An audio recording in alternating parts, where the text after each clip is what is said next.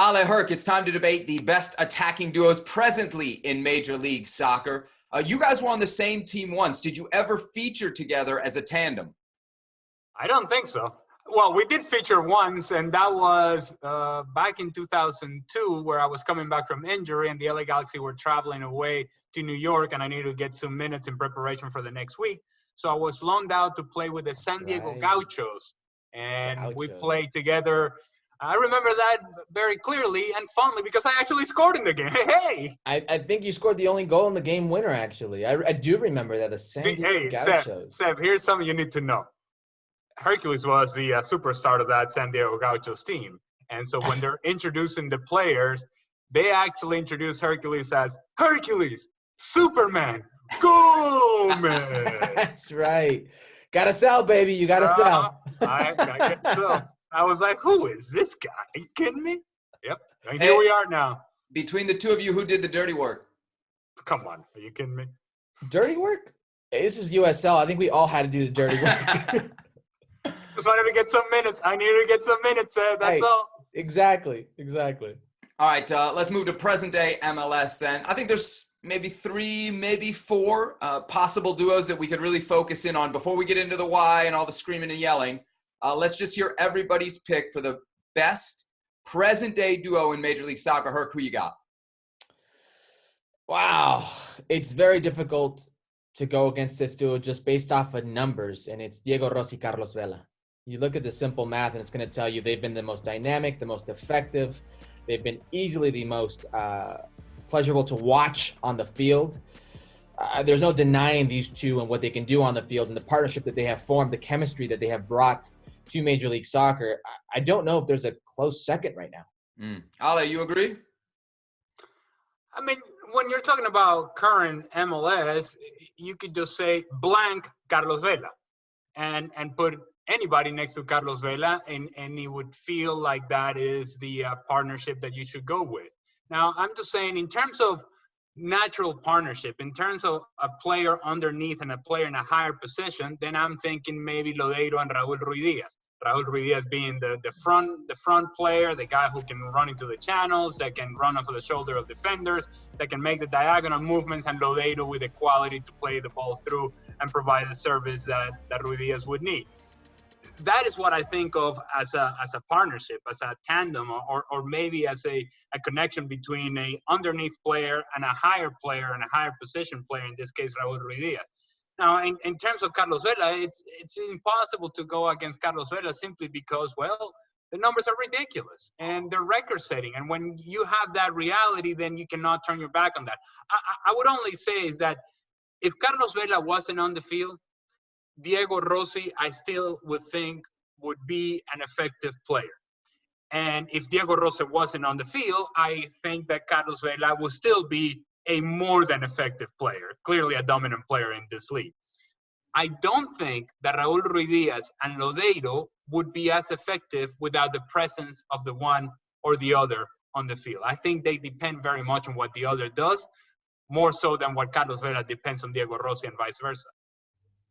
Herc, everybody's picking LAFC over these two Seattle guys. What happened in the playoffs last year? They lost. I don't think that's debatable, but you look at, and Ali's right about the tandem. Vela and Rossi, 0 goals. 0 goals in that game. 1 shot for Vela. What happened? They were on the same field. What's the question? Lodeiro and Ruidiaz were better. Who's the best duo or who lost the game? Yeah, cool. Who is the better duo when they played on the same field? What happened? Yeah, but that doesn't mean you're a better duo because you got the best of one team in one game, Sebi. That's not how it works.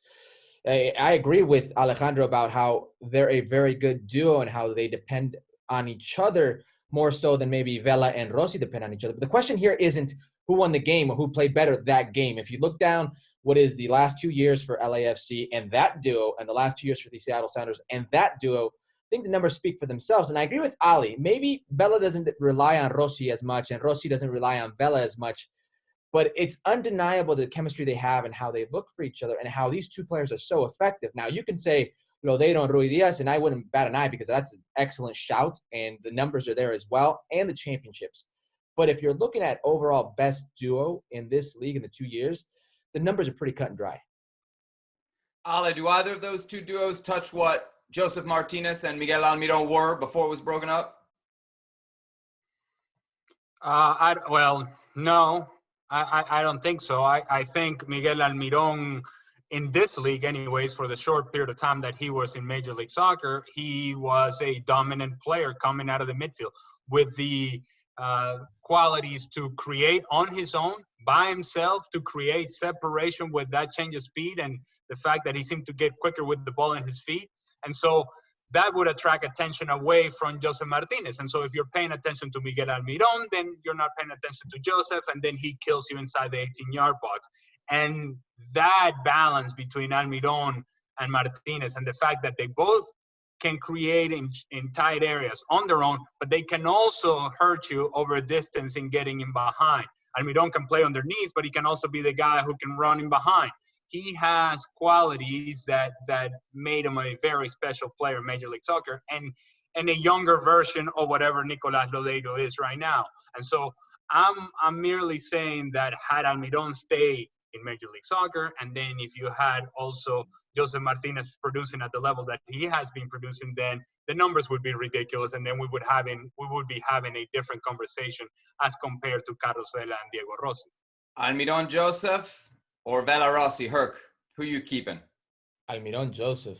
I think that partnership was something unlike we've ever seen in Major League Soccer. And Ali touched upon how good Miguel Almirón was in open space, but the ability to create said space for himself. And in Josef Martinez, I don't think we've ever seen an attacking player with that much hunger. And I've no doubt that if Josef Martinez, he's been riddled with injuries, and you could say this is the biggest injury is the ACL, but I remind you, he didn't play the first year. He only played 18 games and scored 18 goals. He's that good of I wouldn't even say poacher. He's that good of a goal scorer, and the hunger is there. You keep those two together long enough, and I have no doubt that they'd be rivaling the numbers of Diego Rossi and Carlos Vela. Some good attacking duos for sure in present-day Major League Soccer, but none quite like we saw with the San Diego Gauchos of yesteryear.